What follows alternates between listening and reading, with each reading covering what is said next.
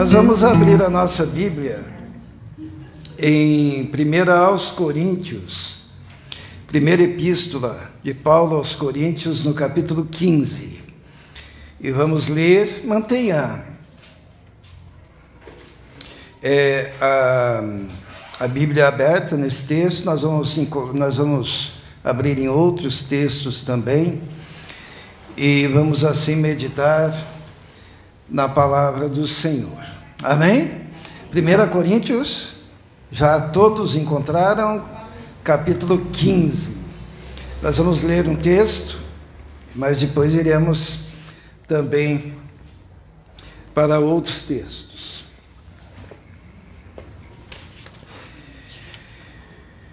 Diz assim: Irmãos, quero lembrar-lhes o evangelho que lhes preguei, o qual vocês receberam e no qual estão firmes.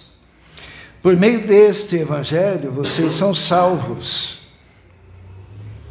desde que se apeguem firmemente à palavra que lhes preguei. Caso contrário, vocês têm crido em vão.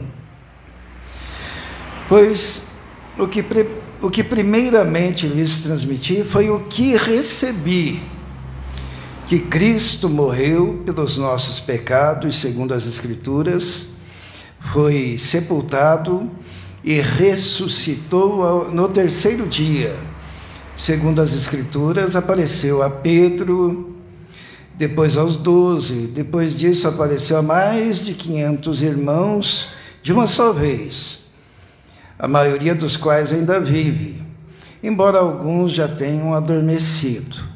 Depois apareceu a Tiago, e então a todos os apóstolos. Depois destes apareceu também a mim, como a um que nasceu fora do tempo, pois sou o menor dos apóstolos, e nem sequer mereço ser chamado apóstolo, porque persegui a igreja de Deus. Mas pela graça de Deus sou o que sou. A sua graça para comigo não foi inútil, antes trabalhei mais do que todos eles. Contudo, não eu, mas a graça de Deus comigo. Portanto, quer tenha sido eu, quer tenham sido eles, é isto que pregamos e é isto que vocês creram. Amém? Vamos orar. Senhor, carecemos do Teu Espírito Santo agora para podermos compreender a Sua palavra, ó Deus, porque seria um barulho oco e sem significado qualquer palavra dita sem a iluminação do Teu Espírito. Por isso nos colocamos nas Tuas mãos e pedimos a Tua direção, a Tua bênção, a ação do Senhor neste momento, ó Deus. Abra, Senhor, o nosso entendimento, para que possamos compreender a Tua palavra, em nome de Jesus. Amém. Ontem nós tivemos o estudo aqui na igreja, e nós falamos de 125 anos, né? 125 anos de uma teologia falsa que começou no começo, lá em 1900. Então, quem que nasceu depois de 1900 aqui? Todos nós, né? Então, nós nascemos depois que essa teologia chamada confissão positiva surgiu nos Estados Unidos, né? Que é aquele negócio, não sei se os irmãos já ouviram, quase que todo crente faz isso, né? Eu determino, já viram isso? Confissão, né? Confessar a palavra para que a coisa se realize, né? Isso aí é coisa nova, é coisa de 100 anos. O problema é que quando nós nascemos, nós já nascemos debaixo dessa cultura evangélica. E nós sequer imaginamos que no começo, lá na época que Paulo pregava, que Pedro pregava, que João pregava, que André pregava, né? Que isso não existia, porque é coisa de 100 anos. E o Evangelho tem quanto tempo? Tem mais de 2000, né? Anos. Os irmãos estão entendendo? E é sobre isso que Paulo está falando, nesse texto. É sobre isso. Porque, vamos ler ali no começo, no capítulo 15, diz assim: irmãos, Paulo está falando para a igreja de Corinto. A igreja de Corinto é uma igreja fundada por Paulo lá no início da era cristã, no primeiro século. Ele diz: irmãos, quero lembrar-lhes o evangelho que lhes preguei, o qual vocês receberam, e no qual vocês estão firmes. Por meio deste evangelho, vocês são salvos, desde que se apeguem firmemente à palavra que lhes preguei. Caso contrário, vocês têm crido em vão. O que Paulo está dizendo aqui? Paulo está dizendo que o evangelho ele é imutável. Ele está falando, olha, este evangelho, a palavra evangelho significa boa notícia, boas novas. E este evangelho que Paulo pregou, ele é imutável. E ninguém é salvo ouvindo outro evangelho. Por isso que Paulo usa essa expressão aqui, evangelho pelo qual vocês são salvos, desde que se apeguem firmemente à palavra que eu lhes preguei. Se vier um outro indivíduo falando algo diferente, lá em Gálatas diz que esse indivíduo é anátema, é maldito. Houve um período na igreja que é chamado Era das Trevas, em que a igreja decaiu e foi necessário se levantar um grupo de reformadores na Idade Média para colocar as coisas no devido lugar, né? Martinho Lutero foi de 1517, não é isso? Olha quanto tempo para colocar as coisas no lugar. Teve Zwinglio, teve João Calvino, né? John Calvin, teve John Knox, e assim os reformadores foram pregando para quê?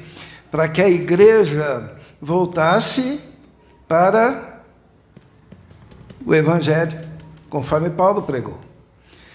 Quando Paulo fala para Timóteo, ele diz algo interessante, 2 Timóteo capítulo 2, né? Se alguém quiser acompanhar, a gente pode ir lá para 2 Timóteo capítulo 2. Paulo diz assim para Timóteo, seu filho na fé, no capítulo 2, no versículo 2, disse assim: e as palavras que você ouviu de mim, na presença de muitas testemunhas, confias a homens fiéis, que sejam idôneos para ensinar também aos outros. O que Paulo está dizendo? Está dizendo para Timóteo: olha, Timóteo, as palavras que você ouviu de mim, essas mesmas palavras, transmita a homens fiéis, que possam também transmitir a outros. Esses outros vão transmitir aos outros, e esses vão transmitir aos outros, e se faz uma tradição de Paulo até nós. Porque se o evangelho, no meio desse caminho de transmissão, ele for modificado, Paulo diz lá, vamos voltar lá para 1 Coríntios, no capítulo 15, Paulo diz que nós teríamos crido em vão. Os irmãos estão vendo a responsabilidade que é pregar o evangelho? Porque se você modificar o evangelho, você vai estar pregando uma coisa parecida com o evangelho, que vai estar mandando gente para onde? para o inferno. O evangelho que Paulo pregou tem que ser o mesmo evangelho que nós hoje pregamos. E Paulo dá um motivo muito claro sobre isso, que está no versículo 3. Vamos ler? 1 Coríntios 15, 3 diz assim: pois eu, o que primeiramente lhes transmiti, foi o que eu recebi. Paulo recebeu esse evangelho. E recebeu de quem? Diretamente de Jesus. No livro de Atos diz que Jesus falou com Paulo e lhe revelou o evangelho aos gentios, o evangelho que é pregado, o evangelho que é escrito aqui nas epístolas, e este evangelho que foi recebido de Jesus, diretamente de Jesus, é o que Paulo estava transmitindo, e é o evangelho pelo qual nós somos salvos. Não tem outro evangelho, é só esse. E Paulo fala dessa responsabilidade. Paulo, quando fala da ceia do Senhor, a gente todo o mês a gente ministra a ceia do Senhor e a gente lê um texto bíblico que eu já sei até de cor, né? Esse texto diz o quê? Porque eu recebi do Senhor, é Paulo falando ali, né? O que também vos entreguei. Então, o perigo de você não ter recebido do Senhor e ter transmitido algo que não é o evangelho, que é parecido com o evangelho, você pode ter multidões te seguindo, mas essas multidões estarão indo diretamente para o inferno por crer num evangelho que não é o evangelho de Cristo. E os pregadores desse evangelho, diz a palavra de Deus que eles são malditos. Está lá em Gálatas. Como é que diz lá em Gálatas? Se alguém vem e vos prega um evangelho que vai além deste que eu estou lhes transmitindo, diz Paulo, que não parece ser outro evangelho, e este alguém é o quê? Maldito. Olha a responsabilidade do ouvir o evangelho e de crer no verdadeiro evangelho de Jesus Cristo. Então, por que eu estou falando isso? Eu comecei dizendo que ontem nós estudamos uma doutrina falsa que tomou conta do Brasil, tomou conta dos Estados Unidos, chamada de confissão positiva, e que é um evangelho diferente, e que não tem fundamentação bíblica. E a gente nasce dentro dessa estrutura. Por isso que é tão difícil pregar o evangelho hoje, porque você encontra com crentes destruídos, com a vida destruída, que estão vivendo uma coisa que não é bíblica, e quando a gente vai conversar com eles, bastam 2 palavrinhas com eles, a gente já descobre a influência desse falso evangelho no coração dessas pessoas. E é papel da igreja se manter aonde? Nesse evangelho. É só não ir além do que está escrito, né? Paulo enfrentou muito isso na época dele.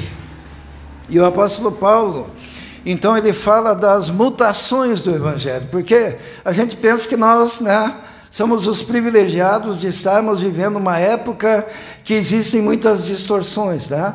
Mas todas as distorções do evangelho, elas já aconteciam no primeiro século da era cristã. E Paulo teve que enfrentar 3 camaradas que eles eram terríveis. Sabe o nome deles? Alguém se lembra? O nome de um é Alexandre, e a Bíblia tem muita ligação com o significado dos nomes, porque Alexandre é aquele que serve aos homens. A palavra Alexandre significa isso, tá? Tinha o Himeneu, que logo eu explico, e o Fileto, que significa amado. Então esses caras, Paulo iniciava uma igreja, pregava o evangelho de Jesus, daqui a pouco aparecia lá o Alexandre, pregando as coisas dele, daqui a pouco aparecia o Fileto, pregando as coisas dele, daqui a pouco aparecia o Himeneu, pregando as coisas dele, e Paulo então ele tem que escrever para Timóteo e dizer assim: Timóteo, tome cuidado, Timóteo, porque muitos estão pervertendo o evangelho, né? Porque o evangelho de Cristo, ele não pode ser modificado. E esses camaradas, eles tinham uma mensagem muito perigosa, porque eles pregavam que não existia ressurreição. Eles pregavam que a vida era essa daqui, né? E quando você aceitava Jesus como Salvador, você tinha que curtir o máximo a vida aqui na terra, porque no final não tinha ressurreição dos corpos. Tanto que Paulo ali no versículo 12, vamos ler lá, ele diz assim: ora, todos encontraram? 1 Coríntios 15, 12. Ora, se está sendo pregado que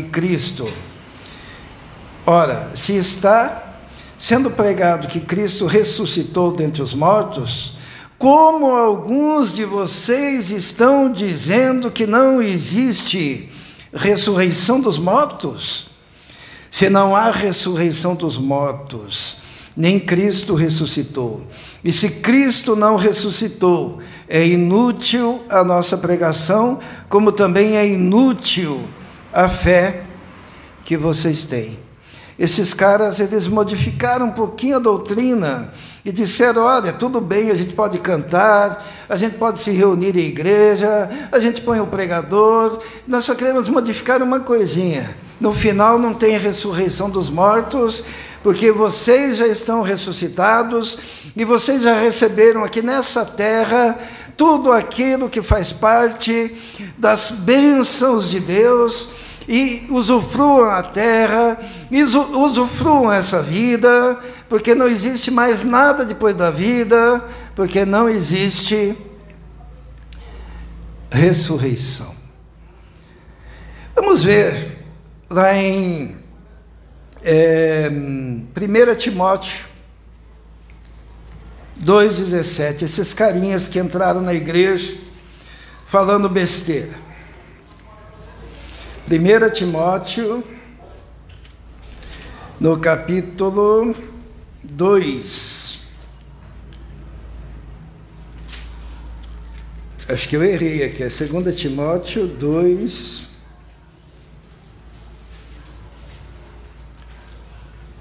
(17). Está aqui. Paulo está falando para o pastor Timóteo, que era pastor da igreja de Éfeso. Ele diz assim, a partir do versículo 16: evite conversas inúteis e profanas, pois os que se dão a isso prosseguem cada vez mais para a impiedade. O ensino deles alastra-se como câncer. Entre eles estão Himeneu e Fileto. Estes se desviaram da verdade, dizendo que a ressurreição já aconteceu. E assim há alguns que pervertem a fé. Então esse Himeneu e Fileto, eles diziam que a vida era aqui, na terra, né? É prosperidade financeira, a vida aqui é curtir, a vida aqui nas festas, viver com Jesus, mas sem pensar na vida após a morte. Paulo, para combater, diz que se é só para essa vida que nós esperamos em Cristo, nós somos de todos os homens os mais miseráveis, né? E esses dois caras são interessantes, né? Eu falei que eu ia dizer o significado do nome Himeneu. Sabe o que é Himeneu? Himeneu é um líder da igreja daquela época, herege, e o nome dele é o nome de um deus, é o deus do matrimônio. Por isso Himeneu, o deus do matrimônio. E esses caras, eles ensinavam só a falar que o importante era a vida aqui na terra, o casamento, a família, a vida sexual bem equilibrada. E a igreja passou a andar apenas em torno de temáticas relacionadas ao Deus do casamento e as vantagens de se viver aqui na terra da melhor maneira possível. Nós sabemos, a Bíblia fala sobre casamento. A Bíblia tem alguns ensinamentos, né? A Bíblia fala assim dando como ilustração, a relação de Cristo e a sua igreja seria a relação entre o marido e sua esposa, e que a mulher deveria ser submissa ao marido, e que o marido deveria amar a sua esposa. E isso daí a gente pode construir uma doutrina tremenda. A gente pode dizer que a mulher é escrava do marido, se quisermos, né? Porque assim como nós nos relacionamos com Cristo como igreja, como é que a igreja se relaciona com Cristo? A obediência é absoluta ou é relativa? Que tal a gente começar a pregar isso aqui, hein? Fernanda, obediência absoluta. Obediência absoluta. E daí, os discípulos de Himeneu, eles começam a dizer, não, mas é sob a mesma missão, não sei o que lá, porque eles erram uma questão hermenêutica básica, que toda ilustração serve só para ilustrar aquele ponto. Os irmãos estão entendendo? Nós não podemos construir doutrinas em cima de parábolas e ilustração. Só está falando que o relacionamento deve ser um relacionamento harmonioso. Mas o Himeneu, o falso profeta, o herege, ele começa, o que Paulo fala para Timóteo aqui, evite conversas inúteis e palavrórios vãos e profanos, porque isso só leva à impiedade. E o Himeneu, cujo nome é destinado ao deus grego do casamento, o deus do ímen, ele está confundindo a igreja, construindo uma doutrina que se preocupa com as coisas só aqui da terra. Porque quando perguntaram para Jesus sobre isso, ele falou, no céu não se casam nem se dão em casamento.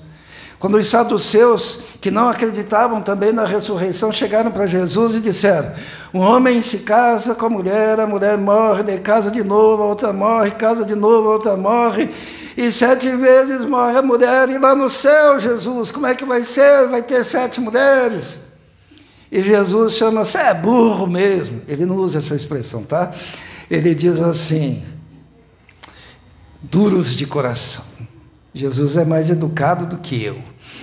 E daí ele diz assim, você não sabe que lá no céu ninguém vai casar, se dá em casamento, né? Que existem coisas que são da esfera aqui da terra, e nessas coisas vocês devem ter os devidos cuidados, né? Com ética, com comportamento correto.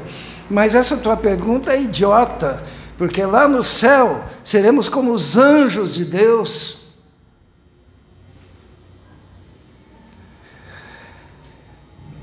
Eu fui seminarista de uma igreja e hoje, quando eu vejo aquela igreja, eu fico muito triste. Porque eles têm encontros de casais. Domingo sim e o outro também. E daí a igreja virou um centro de encontro de casais, onde homens com limitações no seu próprio casamento interferem no casamento dos outros, querendo dar lição de moral de como deve ser o comportamento. Esse é o Himeneu da nossa época. E daí eles tiram foto com coraçãozinho, e as mulheres se vestem de longo, vão dançar a valsa, e é o bolo do I love you, e a mente fica carregada de um evangelho de Himeneu. E se você for ler a Bíblia, você lê todas as epístolas, e você lê o que Jesus fala, muito rapidamente, a respeito desse tema, e sempre de uma forma objetiva, e você não encontra tudo isso. Por isso que de vez em quando entra alguém e diz, eu sou a Fernanda do Mateus. Daí o Mateus, eu sou o Mateus da Fernanda. Não é assim? Não, né? Graças a Deus. Mas isso cria uma cultura de um evangelho que não tem cruz, que não tem ressurreição, que não tem vida após a morte, que não toca em pontos essenciais. Eu poderia estar aqui pregando sobre como é bom, I love you, viver nessa terra. Mas Jesus, assim como ele fez com Paulo, assim como ele fez com Pedro, assim como ele fez com João, assim como ele fez com João Batista, assim como Jesus mesmo fez, ele nos comissionou para pregar sobre o horror da cruz, sobre o milagre da ressurreição e sobre o dia que estaremos com o Senhor na glória. Em todas as épocas aparecerão os himeneus. E às vezes as pessoas me perguntam por que progride tanto as heresias, né? Se você vai numa igreja cheia de heresias, é confissão positiva, são demônios territoriais, é atos proféticos, né? É batalha espiritual, é o ensinamento que, dependendo da cor com que a irmã vem na igreja, ela está com pensamentos libidinosos. Hoje seria a Dona Margarida, porque eles dizem que o vermelho, né, é o indicativo disso. Então, ou se estiver com a perna cruzada, impede a ação do Espírito Santo. Então, eles ensinam um monte de... Posso falar? Não, não vou falar o que eu pensei. Um monte de porcaria. Tá? Um monte de porcaria. E daí, às vezes me perguntam assim, mas por que, né, tem tanto ibope isso? E Paulo explica, está no versículo 17 de 2 Timóteo, no capítulo 2. 2 Timóteo, capítulo 2, versículo 17. O ensino deles, o que acontece? Alastra-se como câncer. No grego é gangrena. Os irmãos sabem o que é gangrena?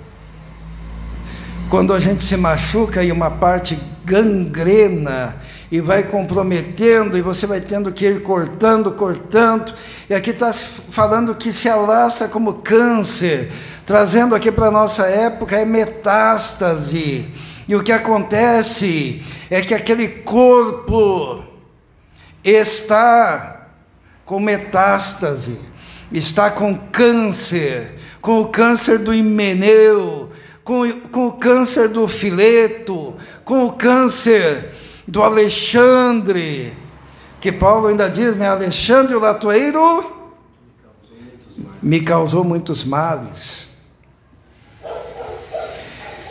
E o corpo de Cristo tem que estar com câncer.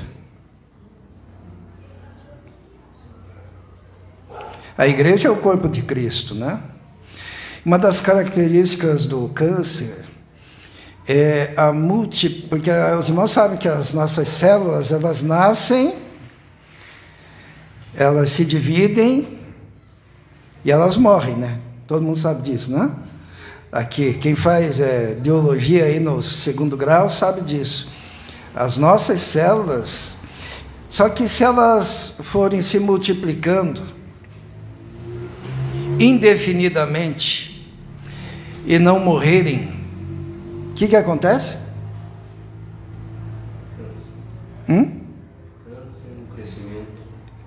É tumores. O que é um tumor? Um tumor é quando a célula se multiplica, mas não morre. Porque a gente troca por ano, uma vez, Todos os nossos ossos sabiam disso? Porque as células vão nascendo, dividindo, renascendo, dividindo, e assim nós somos renovados, inclusive o nosso esqueleto e o nosso corpo. Por exemplo, esse ambiente aqui está cheio de células. Por quê? Porque quando eu faço assim, ó, os irmãos não estão vendo, mas existem células mortas. A nossa pele, ela renasce.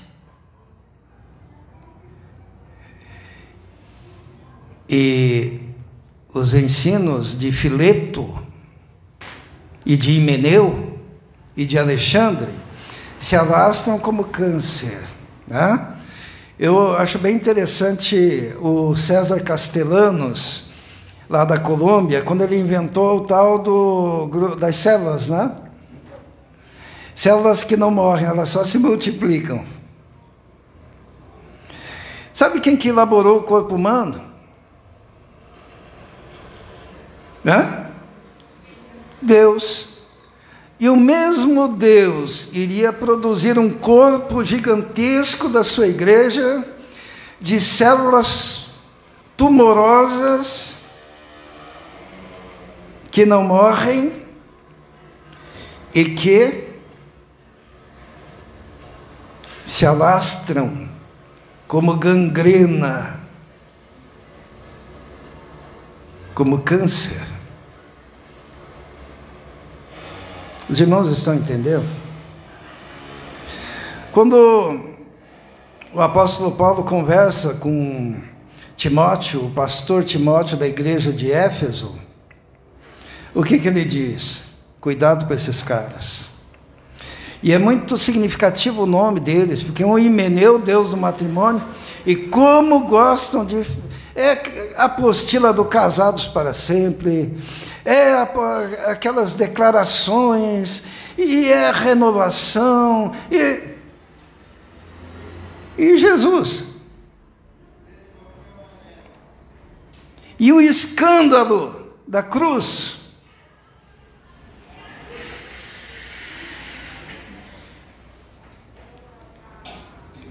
E a gente fica preocupado com isso. O evangelho a ser pregado deve ser o evangelho revelado. E a palavra de Deus diz assim que ai daquele que acrescenta um tio. A palavra. Ou que retira da palavra. Todas as pragas do Apocalipse virão sobre esse indivíduo. Porque pregar o evangelho é coisa séria. Por que os irmãos acham que Paulo ou estava naufragando, ou estava sendo apedrejado, ou estava na prisão, ou estava sendo açoitado? Porque não era o evangelho do Fileto. O que é o Fileto mesmo? O que significa? Amado. Né? É amor, amor, amor, amor. Amor é falar a verdade. Amor é dizer que você está indo por um caminho errado que conduz ao inferno. O livro de Provérbios diz que o inimigo, ele fala palavras doces. Provérbios diz que o inimigo, ele beija. E o amigo repreende. E nós temos a tendência de vermos isso de uma forma diferente, né? Então Paulo ele está orientando aqui a igreja, dizendo assim, ó, o que vocês ouviram de mim eu ouvi de Jesus, e aquilo que eu recebi de Jesus, isso lhes entreguei.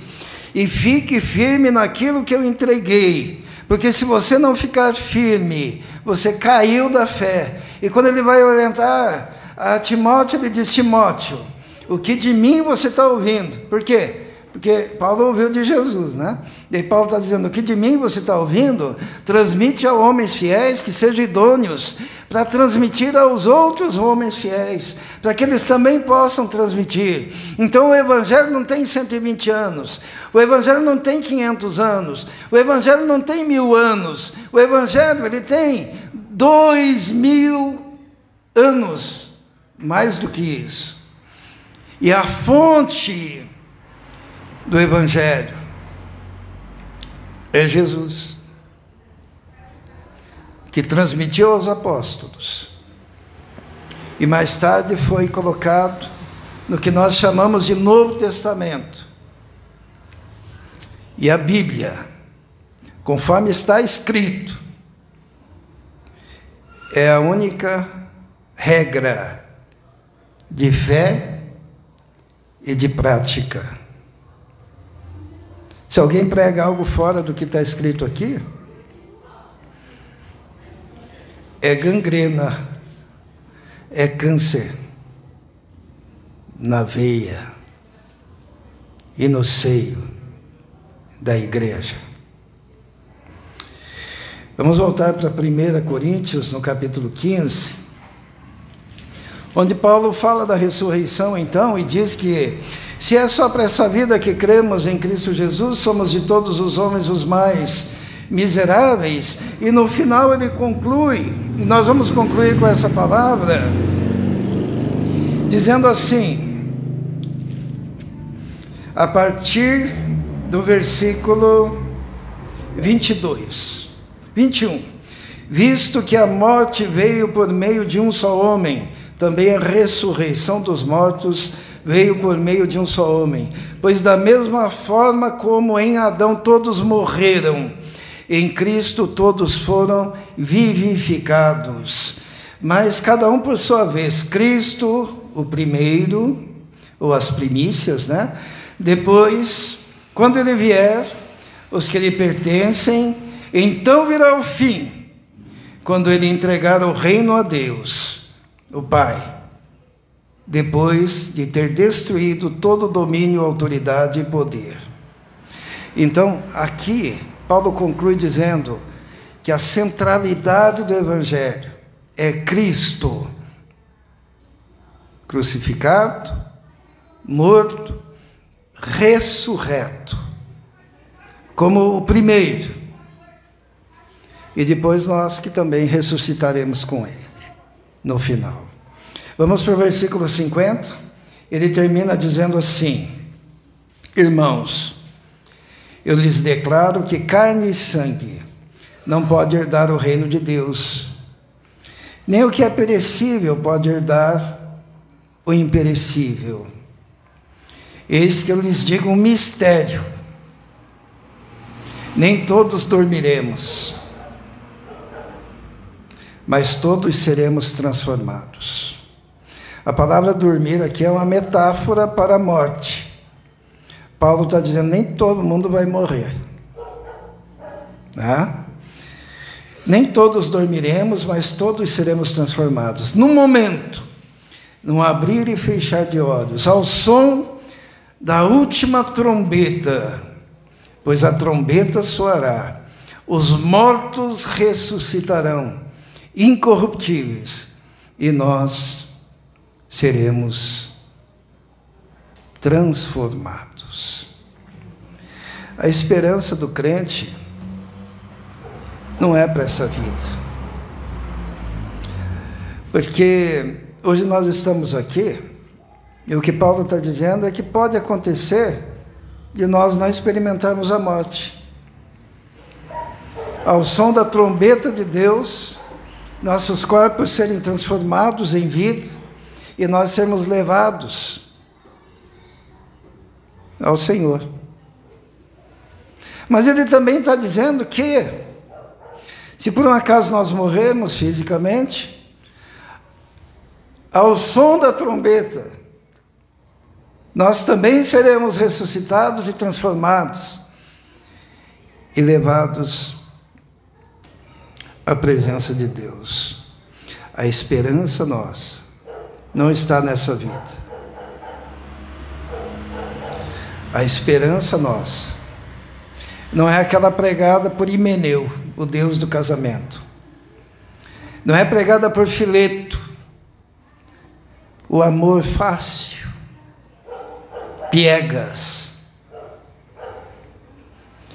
Mas a esperança que nós temos é o evangelho pregado por Paulo, que nesse mundo a gente tem aflições e a gente vai vencendo, mas o nosso coração está lá no outro mundo, aonde um dia nossos ouvidos ouvirão o chamado pela trombeta do arcanjo, e daí viveremos para sempre com o Senhor. A palavra diz que o nome disso é bendita esperança. E se você não tem essa esperança no coração, só te falta tudo. Só te falta tudo. Porque é Cristo que dá significado à nossa vida. Uma vez eu vi dois velhinhos conversando, né? Lá na Rua 15, eu era muito jovem, adolescente, e eu andava muito pela Rua 15, minha mãe ria muito de mim, que eu sempre tinha um livro na mão, né? E eu andava lendo, então eu era daqueles malucos da Rua 15, conhecem, né? Que de vez em quando a gente vê. Eu não tinha muito tempo, assim, eu não gostava de perder tempo, na verdade, então eu andava na Rua 15 lendo, e lendo. Daí tinha que atravessar a rua.